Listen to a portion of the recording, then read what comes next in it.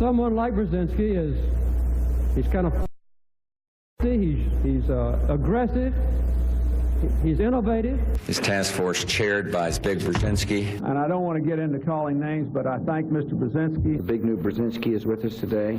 Dr. Brzezinski, I can't say enough about his contribution to our country. In his life, he was called a peacemaker, cold warrior, hardened realist, bridge builder. Others called him professor, mentor, author, and friend. Many called him one of the most influential foreign policy minds of our time. To those who knew him, he was big. To my brothers and me, he was dad. And to his grandchildren, he would become chief. Salute and all. Joining us now, former National Security Advisor for President Carter, Dr. Zbigniew Brzezinski. Hi, Dad. Also known as Good Morning, Dad. And my dad, Dr. Zbigniew Brzezinski, is on the set. I'm hyperventilating. He's co-hosting this morning. He's sort of Co-hosting for free. Good morning, Mika. You're still a good girl. I am. That's what he always says. I was unhinging as a child, right? You were very difficult. What are you wearing, Dad? He's going to the Serengeti next. Mika, I'm sitting here in this ice box. If you were sitting here, you'd be wearing a fur coat. Zbigniew Brzezinski was born in Warsaw, Poland in 1928 with a family legacy deeply immersed in diplomacy and some of the 20th century's most momentous challenges. His father was a Polish diplomat who posted to Germany from 1931 to 35, where he witnessed the rise of Adolf Hitler. From 1936 to 38, Tadeusz Brzezinski was posted to the Soviet Union during Stalin's purges.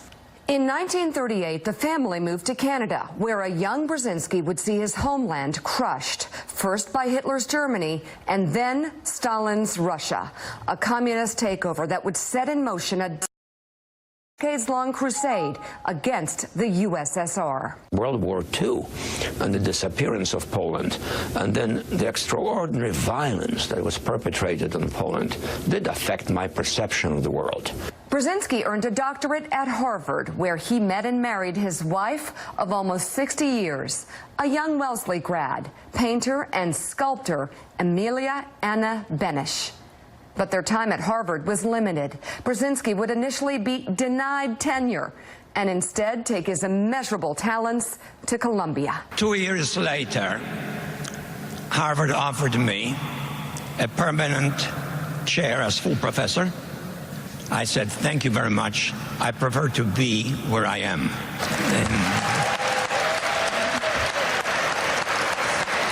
He would teach at Columbia for decades and just recently received the school's prestigious Global Leadership Award.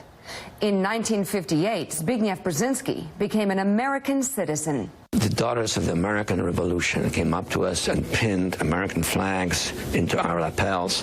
And I remembered in my case, she drew a lot of blood. And I said to myself, well, now I have really shed my blood for America. During those years, Brzezinski's foreign policy work focused on one overriding goal: how to exploit weaknesses in the Soviet system.